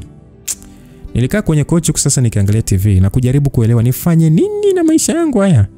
Labda huu ndio wakati wa mimi kuingia kwenye muziki rasmi. Niliamua kulala nikiwaza hilo, alafu kukikucha nitamtafuta Devi, labda anaweza kunipa mwongozo wa nianzie wapi. Kulipokucha nilimtafuta Devi, ambaye alifurahi sana. Devi akasema kwamba unanifanya nianze kufurahia kifo cha yule mzee. Devi alisema na kunifanya nicheke. Nikamwambia kwamba mwache ujinga Devi. Watu wamefiwa eti. Devi akasema, mimi hainihusu, lakini huoni kifo chake hatimaye kimekusukuma kuanza kujitafuta mwenyewe, Hatimaye tutaanza sasa kupata muziki mzuri hapa nchini. Unajua mimi ni shabiki wako wa damu, Aliniambia hivyo. Katika hii miezi nimejikuta nikiwa karibu sana na Devi na Michael. Wamekuwa marafiki wa kweli kwangu. Basi nikacheka nikasema, ndio najua kabisa. Wewe hata nikiimba vitu ambavyo uelewi utabaki kwa shabiki tu. Lakini tuache matani. Naanzia wapi? Devi akasema, mimi na namba za mshikaji ambaye anafahamiana na watu hapa mjini. Anaweza kukupa mwongozo na akakutanisha na watu sahihi. Ngoja niongee naye alafu nitampa namba zako akutafute. Devi alisema hivyo. Nikasema, nashukuru sana Devi. Ukimaliza huo mkataba wako itabidi nikuchukue uwe mpiga muziki wangu. Nilimwambia na kumsikia akicheka akasema, usiwaze, yani mimi nitakuwa hata meneja. Aliniambia basi tulichaniana kidogo lakini hatimaye tukaagana, akakata simu. Niliinuka na kuanza zoezi la kufanya usafi na kufua. Hadi nilipomaliza ilikuwa ni mchana. Nilipoingia ndani nilikuta namba ngeni imejaribu kunipigia. Ndipo nikakumbuka kazi kuwa kuna mtu alitakiwa nipigie. Nilimtafuta haraka lakini hakupokea simu. Nilipiga karibia mara 5 lakini hatimaye nikakata tamaa na kuamua kutulia hadi atakaponitafuta. Nilipoweka simu chini tu, ikaita na namba ile iliyonitafuta ndio ilikuwa inapiga tena. Basi mkaka alianza kwa kufoka. Nilipopokea simu akasema kwamba yani kwa mwanamuziki chipukizi unaringa sana dadangu, Mimi ndo wakukutafuta hivyo, alafu upokee simu. Nikasema samahani sana kaka, nilikuwa mbali na simu. Mkaka akasema, haya bwana, Devi ameniambia kuwa una kipaji, una sauti, unaimba sana. Ya kweli hayo ama nisije mimi nikapoteza muda wangu hapa kuja kuhangaika na wewe kumbe hamna kitu. Mimi nataka vipaji vya kweli. Nikasema kwamba watu wote walionisikia walisema na kipaji, naweza kukuimbia hapa kwenye simu. Akasema hapana bwana, kwenye simu hakuna ubora. Sitaki upata nafasi ya kujitetea na wala sitaki sauti zilizochujwa. Nataka kitu cha ana kwa ana. Nikasema sawa, hakuna shida, na kusikiliza wewe tu. Nilimwambia kwa namna fulani hivi nishaanza kuchukia, lakini sina jinsi, hii ndio njia ya kutoka hapa. Akaniambia kwamba sawa, tufanye kesho basi, sababu leo nipo nje ya mji. Tufanye kesho saa 6 hivi. Ikifika saa 6 kesho nipigie, mimi nitakwambia mahali pa kukutana. Alisema anakata simu hata kabla siitikia. Nibaki nikishangaa tu ile simu. Kama maisha muziki ndio haya. inabidi nijifunge mkanda. Kesho yake ilipofika nilijiandaa mapema sana. Ilipofika saa 6 kamili nilimpigia yule kaka. Yule kaka akauliza nani mwenzangu? Basi na hapo ni baada ya kusalimiana. Nipata gumizi sababu ni yeye mwenyewe ndo aliyesema nimtafute leo tena muda huu. Basi nilimjibu tu kwamba mimi ni Mara. Basi kwa kufoka kanjibu kwamba Mara? Hilo ni jina au ni kitu gani? Nikamwambia kwamba naitwa Mara, tuliongea jana ukaniambia nikutafute leo. Nilimweleza hapo kwa hasira kidogo sasa. Akasema kwamba sawa, demu wake Devi. Sasa sikia, njoo huku posta mpya. Nieleza na ukata simu. Kwa mara nyingine tena kwanza nilichukia sana lakini unajua maskini achague. Nikizembea hapa akiba yangu itaisha na nitakuwa sina hata pesa ya kulipa kodi. So nilipofika posta na kufanikiwa kuonana na huyo kaka, nilielewa kwa nini alikuwa na majigambo hivi. Alikuwa ni mfupi sana. Yaani hadi ni mfupi kwangu na ni mnene kiasi. Hayuko kama hawa vijana tuliowazoea. Tulikuwa kwenye ofisi tu ambayo bila shaka ni ya rafiki yake. Baada ya kuingia, alinionyesha kiti nikakaa, akaniambia kwamba mimi naitwa Jaga. Ulisema unaitwa nani? Niuliza kusasa akikaa kwenye kiti na kutoa simu yake mfukoni. Nikamwambia mimi naitwa Mara. Akasema hilo ndio jina la kisanii au jina la kitambulisho? Nikamwambia ni jina la kitambulisho. Akasema achana na hilo bwana, nipe jina lako la kisanii. Inabidi yani liwe jina rahisi kukaa midomoni wa watu na liwe la kuvutia. Aliniambia na kuweka simu yake sikioni huku akiinuka na kusogea nje kuongea na simu. Basi aliporudi akasema kwamba niambie hilo jina. Nikasema sina. Sasa nilipomwambia sina akasema vipi kuhusu Shani? Hata hilo sio baya, kama hilo jina lako Mara. Shani ni jina zuri na rahisi kukumbukwa. Anieleza kusasa macho yake akiwa kwenye simu. Nilibaki kimya sababu nimeshachukia vya kutosha. Sikuangika hata kumsahihisha chochote. Tulikaa kimya kwa dakika kadhaa hadi alipoingia mkaka mwingine ambapo walisalimiana kwa kuchangamkiana sana. Basi huyu jamaa akamwambia yule mkaka aliyeingia kwamba huyu ndio yule demo wa chali yangu niliyekwambia anaitwa Shani. Sasa ndo tumsikie hapa tujue kama mali ipo au hakuna. Basi mimi nilikuwa nipo kama nyani tu wa kwenye mbuga za wanyama. Basi jamaa akaniambia Shani, huyu ni producer Kami, ameshafanya kazi na wasanii kadhaa wakubwa. Aliniambia hivyo na kunitajia wasanii na nyimbo kibao. Nikabaki mdomo wazi tu na moyo wangu ukapata tumaini kiasi. Ina maana kama akinielewa nitapata nafasi ya kurekodi wimbo wangu wa kwanza. Naisubiri kwa hamu sana hiyo siku. Basi producer Kami akaniambia kwamba nafurahi kukufahamu Shani. Aliongea alisema sasa huku akinitazama kwa tabasamu. Ni kijana anayevutia kweli kweli. Kama macho yangu yangekuwa yanatafuta wanaume nisingesita kuambatana naye, lakini huo ukurasa umefungwa kwangu. Sina hamu na hawa viumbe. Nimwambia kwamba asante producer. Jaga akasema kwamba okay, hebu tuimbie basi tusikie basi hiyo sauti ya dhahabu kama alivyoinadi Devi. Basi nibaki moyo wangu kienda mbio tu. Hii ndio nafasi yangu. Nijaribu kufikiria wimbo lakini hata sikukumbuka wimbo wote. Kichwa changu kilikuwa ni kitupu. Na sasa kwa sauti kutetemeka nikasema kwamba mnataka niwaambie wimbo gani kwani? Producer Kami kwa upole tu akasema kwamba wote tu, wimbo ambao unaupenda au unakupa uhuru wote tu waimba. Basi nishusha pumzi na kufunga macho. Nijaribu kufikiria na kuruhusu mdomo wangu kuimba wimbo wote uliokuja akilini. Basi nikaanza kuimba pale mistari ya wimbo ambao nilikuwa nakumbuka. Jaga alikuwa akinishangaa sana na producer Kami alikuwa akinitazama kwa tabasamu kubwa sana. Producer Kami akasema kwamba kweli Devi hakukosea. Una sauti ya pekee sana. Inafanya mtu asichoke kukusikia. Inafanya mtu atamani kusikia na nyimbo nyingi kutoka kwako. Una sauti ya dhahabu sana, sio utani. Uje studio, nipatie namba yako alafu baadaye nikisharudi studio nikaweka mambo sawa, nitakwambia siku gani uje, sawa? Si una nyimbo ambazo umeshaziandika? Nikamjibu kwamba ndio zipo. Akaniambia vizuri, basi utakuja studio alafu tutaongea. Aliniambia hivyo na kumgeukia Jaga ambaye alikuwa akinitazama kwa mshangao bado. Basi producer Kami alimwambia kwamba umeokota almasi ndugu yangu. Jaga alitabasamu tu na kutulia. Nilibadilishana namba na yule producer kisha akaondoka na kuelekea studio akidai alikuwa na miadi na msanii. Basi Jaga akaniambia kwamba cha msingi kwa hiyo studio, siku Kami atakayokuambia uwahi kabisa, kutokana na kipaji chako nitakufanyia discount.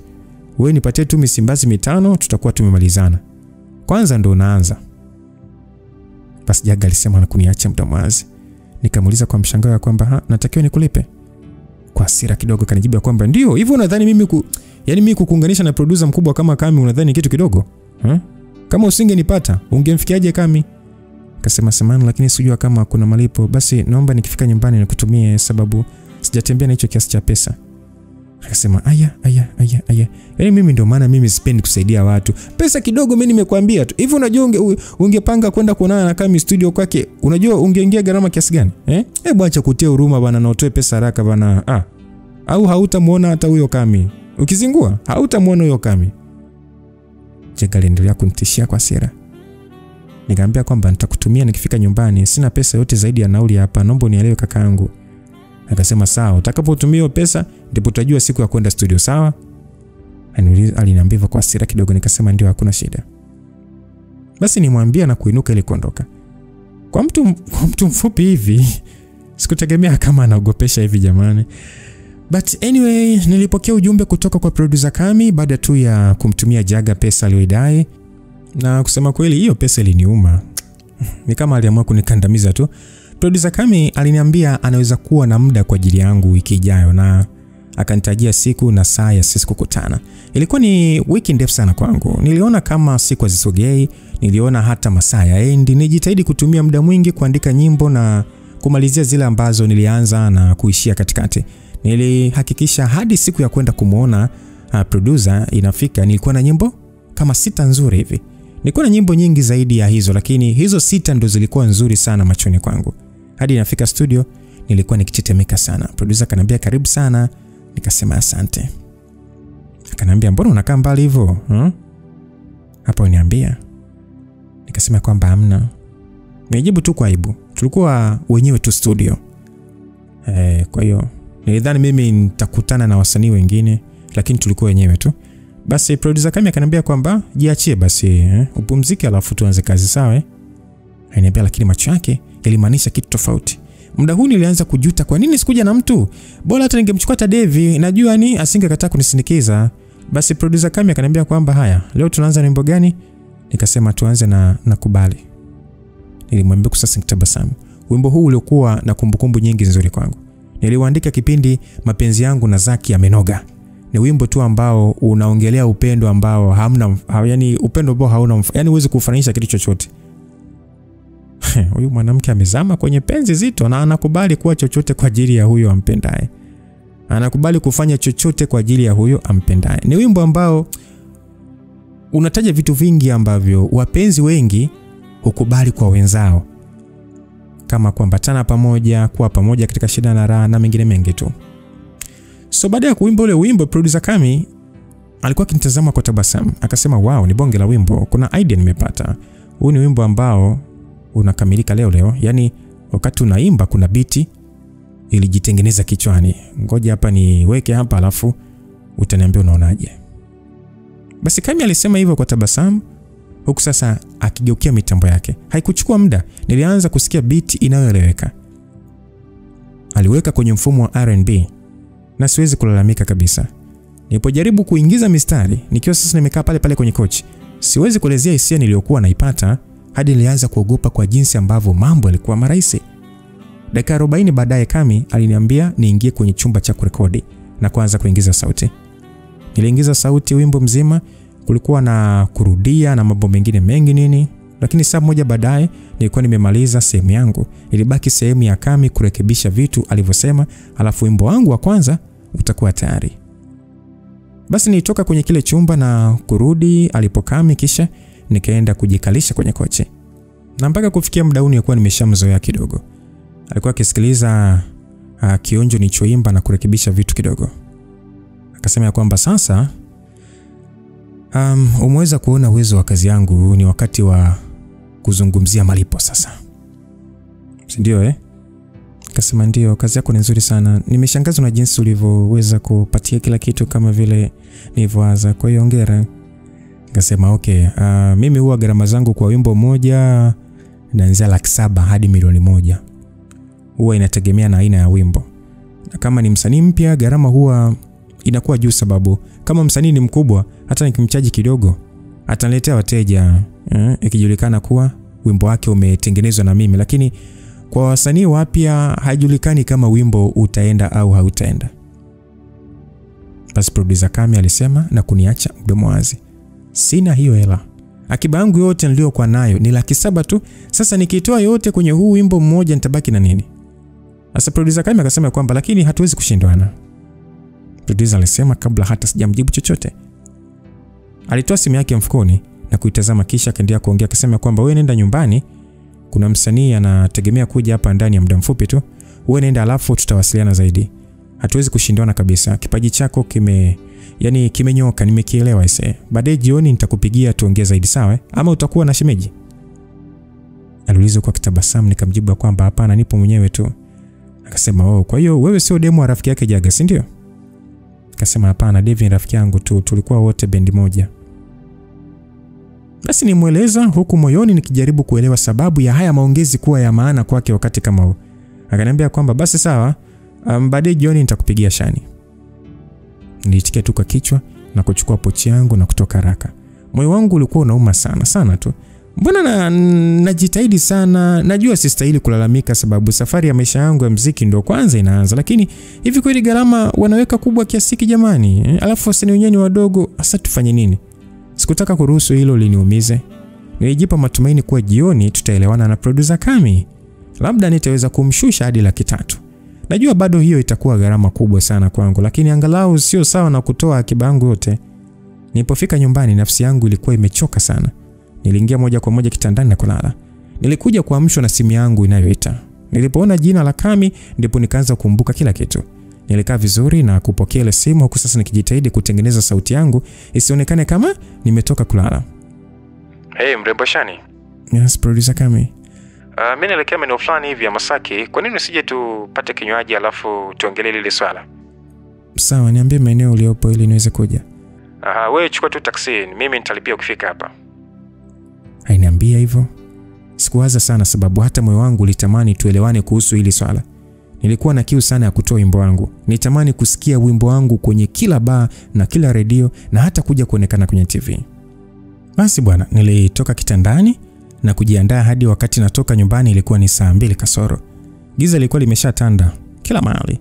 So nitafuta usafiri wa kawaida, lakini nilipokaribia ndipo nikachukua taksi. Nilipofika pale Kami alikuwa akinisubiri nje, alimlipa dereva kisha tukaingia ndani. Baada ya Kami kuniagizia wine, tulianza kupiga story, au niseme tu sehemu kubwa ilikuwa ni Kami akijisifia. So ile wine ilikunywa taratibu, alafu kufanya kazi baa kwa mwaka mzima kuna hasara zake. Sehemu moja hapo ni hii, nijifunza kunywa ise. Na sasa mimi ni mnywaji mzuri, tusema sipendi kulewa. Hivyo hata nikinywa mara nyingi ninapenda kuchagua wine sababu hainileweshi haraka na nyingi sio kali. Mimi nilikaa kwa uvumilivu nikisubiri Kami aanze kuongea kuhusu swala alilonileta hapa, lakini alikuwa akifanya kazi ya kujisifia kila ulipopigwa wimbo aliotengeneza. Na zilikuwa nyingi, na usipokuwa wimbo wake basi ataanza kumpondea huyo producer mwingine. Nilianza kujutia maamuzi yangu hadi hapa sababu kichwa kilianza kuwa chepesi na Kami alikuwa anaongea kama redio. Bila kutegemea nilisikia watu wakishangilia sana. Niligeuza kichwa changu na kuona watu waliokuwa wamekaa karibu na TV wakiangalia mpira. Sasa mzee mmoja akasema kwamba Mapesa huyo. Unajua huyo dogo bana amekuja juzi tu lakini anajua anachokifanya. Akifunga goli jingine moja tu na kula pesa ya muhindi hapa. Mzee mmoja alisema hivyo sasa akicheka na rafiki yake. Niliacha kuwatazama na kuangalia kwenye TV ambapo unajua sidhani kama macho yangu alinidanganya, nilimuona Kian. Ndio huyu Kian. Alikuwa anashangilia kufunga goli.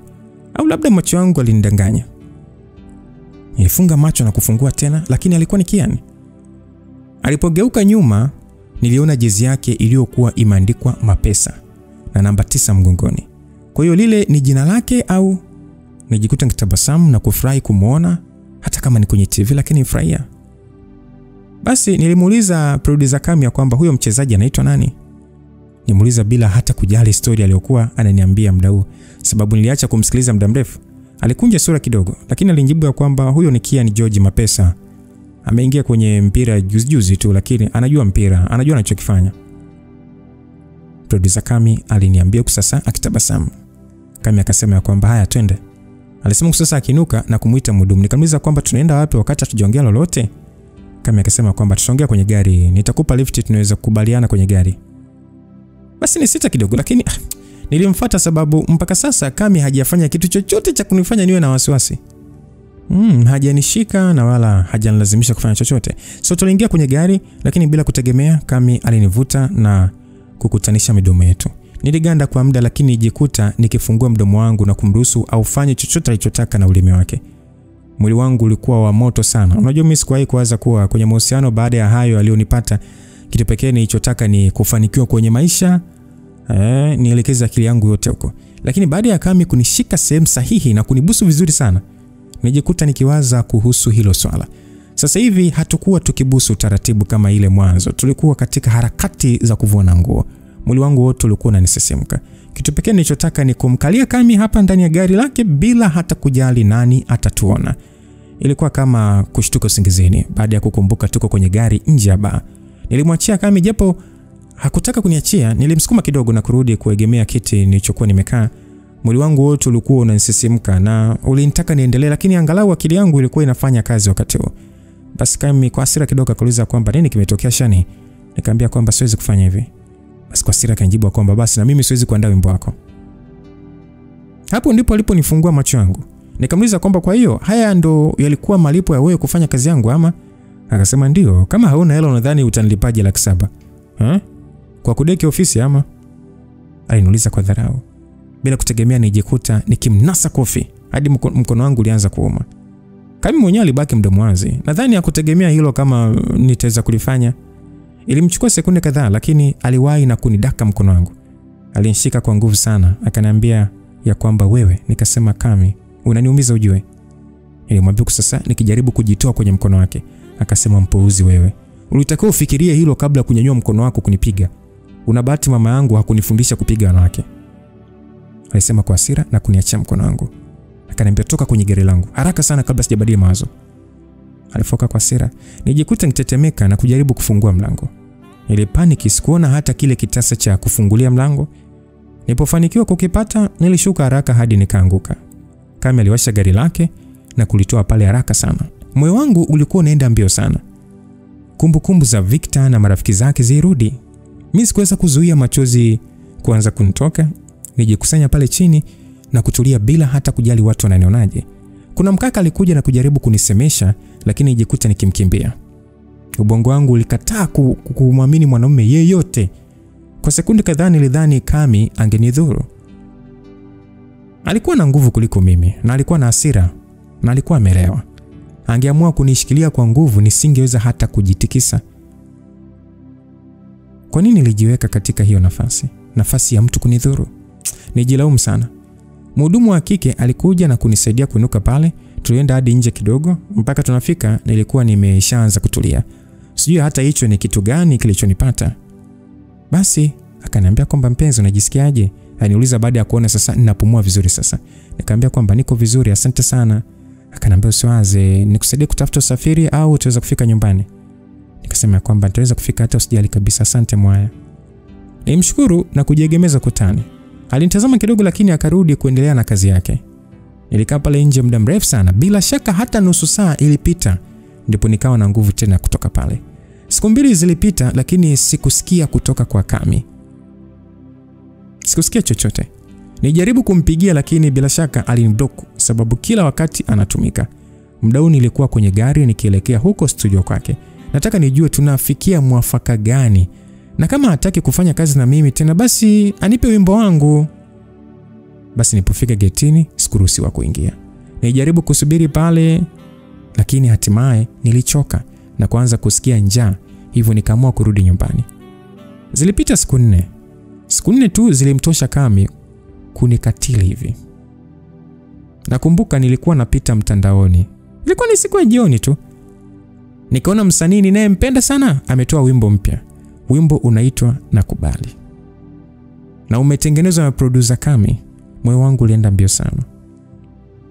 Nilibonyeza sauti na kuachia ule wimbo upige. Sikuweza kuzuia machozi yaliyonitoka machoni. Ulikuwa ni wimbo wangu. Wimbo tulioutengeneza ile siku.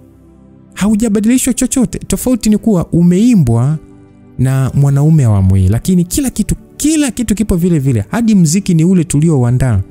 Kilichoniuma zaidi ni jinsi watu walivyoteremsha sifa kwenye ukurasa wake, wakimsifia kwa utunzi wake, wakisema amekuja kivingine, lakini amekuja na wimbo usio na mpinzani.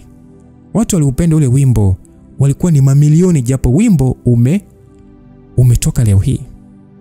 Kazi yangu mimi, I say, yani kazi ya kwangu mimi, afu mtu mwingine anajivunia yeye. Hajabadilisha hata jina la wimbo, hata mstari kadhaa, hamna. Yani amechukua kila kitu kama kilivyo. Nililia kwa uchungu sana usiku ule. Nilijaribu kumpigia Devi lakini hakupatikana. Hivyo nikaishia kumpigia Michael, ambaye alipopokea tu nilijua nimemwamsha usingizeni. Basi nikamwambia kwamba samahani kama nimekuamsha, naomba unisamee, endelea kulala tu, siku mwema. Michael akasema kwamba hebu acha ujinga mara. Wewe umeshaniamsha, nimeshaamka. Itakuwa vizuri ukiongea tu angalau nijue sababu ya kuamshwa kwangu. Michael alisema hivyo kwa sauti iliyoonyesha kwamba ameamka. Ni kama vile maneno yake yalifungua kizibo kilichokuwa kimefungia macho yangu na huzuni yangu. Nilianza kulia hadi kwekwe. Kuna maneno Michael aliongea lakini hata sikuyasikia sababu maumivu yangu yalizidi. Sikujua hata muda umekimbia saa ngapi, lakini nijikuta nikinyamaza baada ya kusikia mlango wangu ukigongwa. Nisikia sauti ya Michael ikiniambia kwamba Mara, fungua. Nikamuuliza Michael kwamba Michael, unafanya nini hapa? Nimuuliza baada ya kufungua mlango, sasa nikijitahidi kukausha machozi yangu. Michael kaniambia kwamba unanipigia usiku hivi huku ukilia. Wewe unategemea ningefanya nini Mara? Sinijua tu tayari umepata changamoto ama kuna hatari. Alafu kwanza vipi unikaribishe ndani? Aliniuliza kwa kutabasamu. Nilisogea na kumpisha ingie ndani. Katika hicho kipindi cha mwaka tumetokea kuzoeana sana. Mara nyingi wao na Cindy walikuja kwangu, tunapika, tunakula, na mimi nilienda kwao mara nyingi nikiwa na Cindy. Basi Michael akasema kwamba nimepata zawadi. Michael alisema sasa akinikabidhi mfuko. Nikasema asante. Nilipoangalia ndani ya mfuko nilikuta wine na nyama choma. Hivyo nilielekea jikoni na kurudi na ile nyama ikiwa kwenye sahani na glasi mbili. Nilimkuta Michael ameshaka vizuri kwa kujiachia kabisa kwenye kochi, huku akihangaika kuchagua movie ya kuangalia kutoka kwenye flash aliyokuja nayo. Niliviweka vyote kwenye meza ndogo ambayo nilionayo humo ndani na kukaa chini kwenye zulia, lakini nilikuwa karibu na Michael.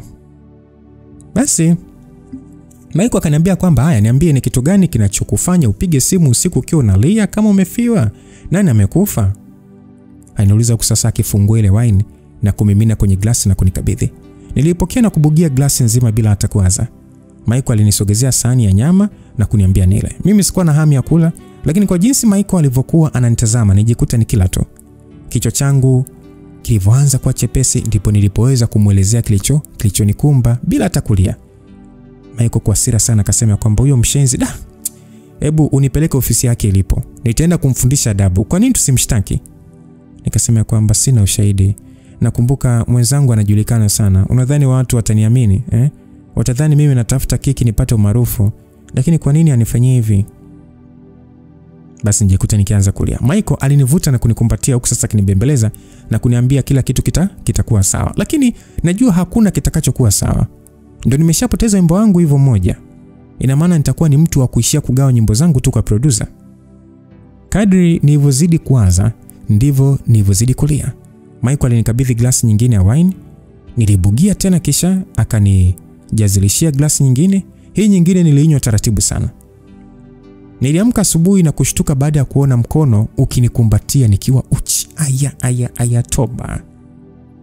Angalau nilikuwa chumbani kwangu, lakini bado nilipaniki. Niligeuka haraka na kujikuta nikiruka baada ya kumuona Michael ndiye aliyekuwa amenikumbatia akiwa mtupu kabisa. Niliruka kutoka kitandani huku sasa nikivuta shuka, lakini sikuweza kwenda popote sababu 60% ya mwili wa Michael ulikuwa juu yangu. Kitu pekee kilichofanikiwa kufanya ni kumwamsha Michael ambaye na yeye alionekana kushtuka baada ya kujikuta kitandani na mimi, lakini mshangao wake uligeuka kuwa tabasamu haraka sana. Basi Michael akaniuliza kwamba nini kilitokea jana? Aliniuliza huku sasa akinivuta na kunikumbatia vizuri. Mimi binafsi moyo wangu ulikuwa ukienda mbio sana, lakini hilo halikuzuia mwili wangu kuwa wa moto. Nikamjibu kwamba sikumbuki chochote, ndio nimeamka tu. Nilimwambia na kushangaa kuwa sauti yangu iliweza kutoka. Akasema hata mimi mwenyewe sikumbuki, yani unaniambia chupa mbili za wine ndo zimetulewesha hivi ama? Aliuliza. Niliitikia tu kwa kichwa kwa sababu sauti yake ya kutoka usingizini ilikuwa nzito zaidi na ilinichanganya sana. Akasema kwamba kwa hiyo sasa unataka tufanye nini sasa?